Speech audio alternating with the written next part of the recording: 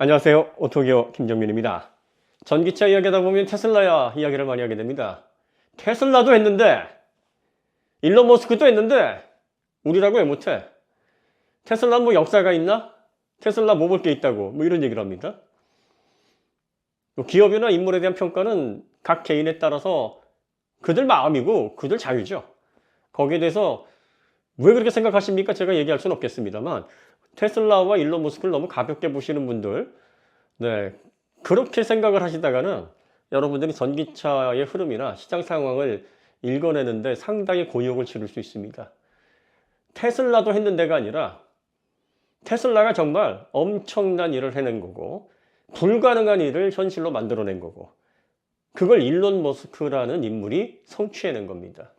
일론 머스크를 관종이라고 많이 부르죠. 근데 관종인 것 같아요. 그런데 입장 바꿔놓고 제가 일론 머스크와 같은 업적을 만들었다? 그 주인공이다 하면 저도 아마 적어도 그 정도는 하지 않았을까 싶습니다. 야, 그가 갖고 있는 영향력이나 업적에 비하면 일론 머스크는 많이 자제하고 있는 게 아닌가. 하루라도 본인의 영향력을 행사하고 싶어서 얼마나 근질근질할까라는 생각을 같은 남자로서 하다 보면 정말 부러울 때가 많습니다. 그는 정말 정말 대단한 사업가이자 천재적인 경영자이자 미래 자동차 산업을 완전히 바꿔놓은 역사적으로도 굉장히 중요한 인물이에요. 사실 테슬라는요, 성공을 했다라는 것 자체가 기준일 수밖에 없습니다. 전기차라는 이 카테고리는 정말 새로운 게 아니에요. 내연차가 생기기 이전서부터 전기차는 있어 왔고, 그리고 미국의 내연차가 코드 T로부터 확대가 돼서 대중화가 되기 이전부터 1800년대 후반, 1900년대 초반에 이미 전기 택시들이 뉴욕을 누비고 다녔습니다. 그럼에도 불구하고 왜 내연차가 전기차를 밀어내고 대중화가 될 수 있었느냐? 그때 시기를 맞춰서 확대되기 시작한 유전 사업, 그리고 또 내연차의 주위의 편리성, 배터리가 워낙에 납산 배터리에서 발전 속도가 더디고 무겁고 충전 효율 떨어지고 하는 이런 문제점, 그 다음에 전력 공급에 대한 어려움, 뭐 이런 것들이 맞물려서 시기적으로 내연차가 선택될 수밖에 없었던 그런 환경적인 요인이 있습니다. 그리고 나서 전기차를 만들려고 하는 시도는 계속 있어 왔죠. 그 대표적인 게 1996년, 97년 GM의 EV1. 이때만 해도 정말 혁신적인 전기차의 컨셉이었는데 운영한 지 2년 만에 GM이 자기 손으로 그 프로젝트를 엎었단 말이에요. 그리고 나서 이제 2003년도에 테슬라가 설립이 됐죠. 마틴 에버하드와 마크 타페닝이 설립을 했고 일론 머스크는 1년 후인 2004년에 650만 달러를 투자를 해서 대주주로 들어왔습니다. 그러다가 첫 번째 모델인 로드스터를 기획하다가 이 마틴 에버하드는 순수하게 지구를 좀 살려야 되지 않겠냐, 환경운동가적인 측면에서 전기차 사업을 이상에 가깝게 생각하고 유지 운동을 했기 때문에 이 사업적인 계산이 경영자로서 확실하게 서 있지 않았습니다. 그래서 로드스터를 10만 달러에 판매하기로 해서 기획을 했는데 원가가 17만 달러가 넘어가는 초유의 사태가 벌어지게 됩니다. 결국은 테슬라를 운영할 수 있는 경영 능력이 없다라고 판단해서 이사회에서 대표 자리에서 물러나게 됐습니다. 그리고 일론 머스크가 그 자리를 차지해서 이제 모델 S를 내놓고 모델 3를 내놓고 지금의 테슬라로 성장을 시킨 거죠. 자, 이 과정에서 일론 머스크는 정말 대단한 일을 했습니다. 사실 토요타를 이끌고 있는 토요타 아키오 회장, 참 대단한 분이십니다. 일반 사원으로 입사를 해서 온라인 사업부, 중고차 사업부부터, 그리고 가주라는 커뮤니티를 기반으로 해서 뭐 레이싱 팀도 만들어내고, 그리고 지금의 토요타를 세계 1위로 올려낸 입지전적인 인물이죠. 대단한 분이에요. 가끔 제가 희화해서 말씀드리긴 합니다만 개인적으로는 존경합니다. 현대의 정의선 회장, 이분도 대단하십니다. 스마트하고 결정력이 정말 대단하십니다. 뚝심도 있으시고 정말 존경하는 분이에요. 사실 근데 이 두 분은 다른 분들도 그러시겠지만 태어나 보니까 토요타 왕국, 태어나 보니까 현대 왕국, 거기에서 기업을 물려받으신 분들입니다. 물론 그렇기 때문에 우리나라가 아니라 그 자리에 오르기까지 얼마나 노력을 하셨고 또 지금의 회사를 일궈내기 위해서 밤잠도 아마 못 자실 겁니다. 대단하신 분들인데 일론 머스크는 어떻습니까? 남아공에서 태어나서 캐나다로 다시 와서 전혀 아무것도 없는 그런 상황에서 지프라는 스타트업 만들어내서 컴팩에 인수를 하고 또 그 자금을 바탕으로 엑스닷컴을 만들고 페이팔과 합병을 하면서 결국은 이게 이베이에 인수가 되면서 자본을 확보하고 그걸로 스페이스X를 설립하고 그리고 나서 마틴 에버하드와 타페닉을 만나서 650만 달러 테슬라에 투자를 하면서 테슬라라는 기업과 인연을 맺고 결국은 테슬라의 대표가 돼서 모델 S를 출시하는 과정에서 너무나 많은 비용이 들어갔고 회사를 유지하는데 자기의 전 재산을 다 쏟아부어서 한때 처가살이를 해야 되는 거 아니냐라고 빈털터리 직전까지 가면서도 자신의 모든 걸 쏟아부으면서 테슬라에 매달렸습니다. 그리고 모델 3를 기획하면서는 너무나 재정적인 악화 때문에 힘들어서 구글의 레리 페이지,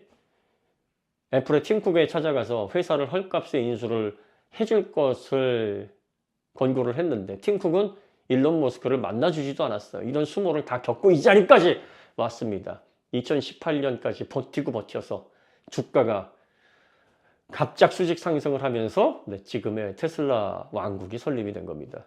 2003년서부터 근 15년은 오늘 망해도 이상하지 않을 만큼 살얼음판을 자기의 모든 것을 쏟아부어서 여기까지 끌고 온 인물이 바로 일론 머스크입니다.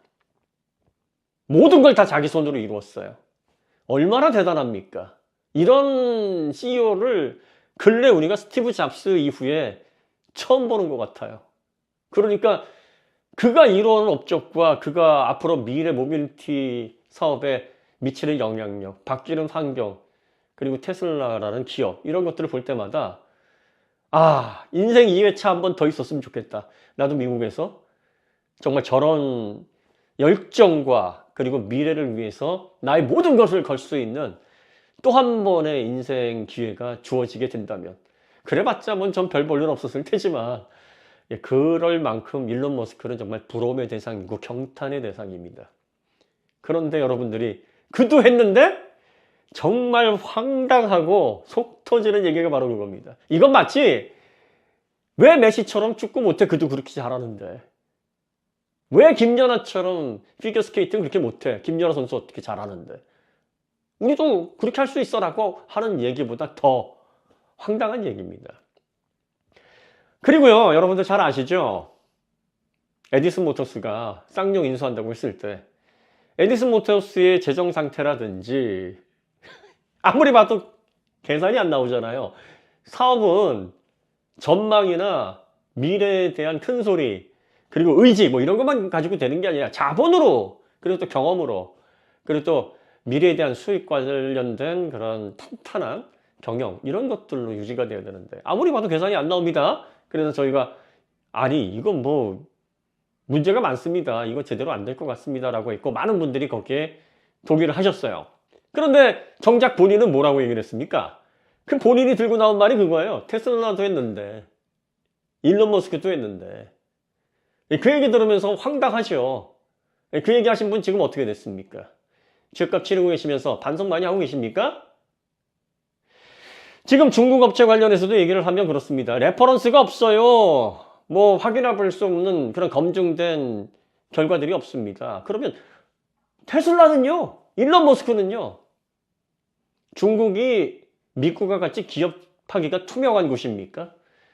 120년 넘은 역사를 가지고 있으면서 세계 최고의 안전 규정을 통해서 자동차를 몇 대에 걸쳐서 생산해 왔고 그 과정에서 수많은 엔지니어들을 배출해냈고 소비자들의 눈은 높아질 대로 높아져 있고 미국 전역의 자동차에 대한 규제는 전 세계에서 가장 강력한 곳에서 아무리 스타트업이라고 한들 그 규제를 맞춰내지 않으면 징벌적 손해배상을 비롯해서 천문학적인 손실을 입을 수 있는 그런 환경에서 태동한 그리고 가장 기업하기 전 세계적으로 좋다라고 하는 실리콘밸리에서 태동한 기업마저도 15년간이나 내가 오늘 망해도 이상하지 않겠구나라는 그 어려움의 터널을 뚫고 겨우겨우 기적적으로 지금에 왔습니다. 그것도 일론 머스크와 같은 천재적인 사업가가 이끄는 기업이 이렇게 어려운 터널을 뚫고 지금에 왔어요. 자, 지금에 와서도 테슬라의 문제가 다 해결됐습니까? 아직도 사이버 트럭에 대한 대량 생산 문제 부딪혀 있고 4680 배터리 문제 해결해야 되고 그리고 FSD 언제 되느냐라는 비아냥을 듣고 있습니다. 그럼에도 불구하고 지금까지 일론 머스크가 불가능을 가능하게 했었고 유례가 없었던 자동차 시장에서 결코 우리가 본 적이 없었던 그런 결과물들을 놀라운 퍼포먼스를 통해서 세상을 깜짝 놀라게 했기 때문에 지연이 되고 많이 기다리게 하고 과연 이것이 될 것인가라는 의심의 눈초리나 의구심의 목소리가 커지더라도 그 많은 분들이 일론 머스크라면 조금 더 시간이 지난 후에 우리가 상상하지 못했던 결과를 보여줄 것이야 하고 그를 지켜보게 하는 원동력이 되고 있습니다. 그런데 투명하지도 않고 자동차에 대한 이렇다 할 역사도 없고 사회 전반의 안전의식도 거의 전 세계에서 뭐라고 얘기를 해야 되나요? 가장 수준이 떨어진다라고 봐야 되지 않겠습니까? 중국이? 편차가 굉장히 크긴 합니다. 어떤 지역은 중국이 딱지 않게 정말 안전을 잘 챙기는 분야도 있겠지만 어떤 부분은 정말 이렇게 해서 사회가 존속되는 것이 놀라울 정도로 밑바닥인 곳도 있습니다. 평균을 내보면 미국이라는 사회와 비교를 해보면 중국의 안전에 대한 인식은 엄청나게 차이가 납니다.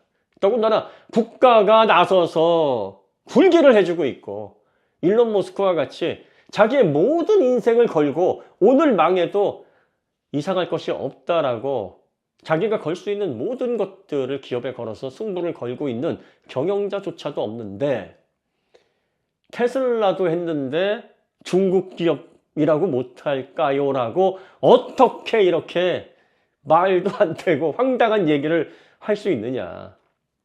자, 미국이 그렇게 사업하기 좋고 그렇게 자본이 많이 모이는 그런 좋은 환경을 가지고 있고 자동차 관련되어 있는 산업군의 그 두터운 엔지니어들을 보유하고 있고 그럼에도 불구하고 제2의 테슬라가 안 나옵니다. 니콜라 어떻게 됐습니까? 루시도 어떻게 됐어요? 리비안 어떻게 됐습니까? 카누요? 주식 분할하는 건 봤는데 21주 병합을 해가지고 합쳐가지고 $2로 다시 주저앉는 건 또 무슨 경우입니까? 이 기업들의 장래를 장담할 수가 없습니다. 다 제2의 테슬라라고 불리던 곳입니다. 스타트업의 천국, 가장 사업하기 좋고 자동차 산업이 꽃피우기 좋다라고 하고 미래 전기차에서 가장 중심이 되는 미국에서 태동한 제2의 테슬라들이 다 떨어지고 있어요. 테슬라도 했으면 제2, 제3, 제4가 미국에서 더 나왔어야죠. 테슬라가. 미국에서도 기적 같은 일이었고 두 번 재현하기가 힘든 일이었다라는 게 증명되고 있는데 폐쇄된 사회에서 자동차에 대한 경험도 일천한데다가 겉만 번지르르하게 하는 그런 보여주기식의 산업이 아직도 본질보다 앞서 있는 중국 그리고 전 세계 시장에서 검증되지 않는 그런 품질력을 가지고 아직도 확인해보고 의심해봐야 되는 중국 어떤 일이 벌어지고 있는지 외부에서 잘 알 수도 없는 중국에서 테슬라도 했는데 중국 기업이 못할까요? 라는 공식을 적용을 한다? 이건 마치 에디슨 모터스가 테슬라도 했거든요. 근데 테슬라 할 때 뭐라 그랬어요? 다 비웃었죠? 우리도 비웃었는데 한번 보세요 라고 호언장담하던 그 두꺼운 낯짝과 비슷한 이야기가 아니겠습니까? 다시 한번 테슬라가 지금 캐즘에 빠져있는 전기차의 이 문제점들을 딛고 제2의 도약을 하게 되면 그때는 이제 내연차들은 줄초상 나는 거거든요. 내연차들도 이걸 아니까 총력을 다해서 어떻게 해서든지 전기차를 찍어 누르면서 내연차 시대를 좀 더 지속시켜서 시간을 벌기 위해서 애쓰려고 하고 있습니다. 자, 지금 대한민국은 K배터리 전기차 부분에서 패스트 무버로서의 기술력과 앞으로 성장 가능성을 확보하고 있습니다. 이걸 대한민국 국민들이 응원하고 전기차 시대를 빨리 산업 이관을 해서 대한민국의 전기차가 전 세계의 기술을 리드할 수 있는 그런 시대가 올 수 있도록 관심을 갖고 이러한 기술 부분에 대해서 보다 많은 사람들이 알 수 있도록 정보를 갖고 가시는 분들도 그런 부분에 역점을 둬야 되는 겁니다. 그런데 미래 모빌리티 시장에서 대한민국이 시장을 선도할 수 있는 그런 철호의 기회를 가지고 있는데도 불구하고 대한민국 국민들이 앞서서 전기차를 죽이려고 하고 전기차가 허상이라고 하고 전기차 시대는 오지 않을 것이다라고 하고 일본이 바라고 있는 하이브리드가 대세라는 얘기를 하고 뭐 이런 식으로 이야기를 한다라고 하면 이건 진짜 공동체의 일원으로서는 이루 말할 수 없을 정도로 참담한 행동을 하는 거 아니겠습니까? 뭐 한 세상 내가 원하는 대로 내 이익만 추구하면서 어떻게 내가 기억되든지 태어났으니까 내가 원하는 대로 그냥 되는 대로 살래. 이렇게 한 평생을 사실 건지 아니면 대한민국의 자랑스러운 국민으로 그리고 공동체의 이익이 되는 그런 일개인으로서 모두에게 이익이 돌아가고 앞으로 미래 산업을 견인하고 우리 후손들이 좋은 환경에서 행복을 추구할 수 있는 그런 대한민국이 이루어질 수 있도록 조금이라도 이런 부분에 기여하는 그런 삶을 사실 것인지 여러분들 스스로의 행동은 여러분들이 결정을 하시는 거겠지만 여러분들이 내린 결정, 그것으로 인한 여러분들에 대한 평가 이런 것들도 여러분들이 감수를 하셔야 되지 않겠습니까? 네. 하다 보니까 가벼운 마음으로 시작했다가 조금 무거운 이야기로 끝났네요. 오늘 이야기는 여기서 마치도록 하고요. 다음에 더 좋은 콘텐츠를 찾아뵙겠습니다. 감사합니다.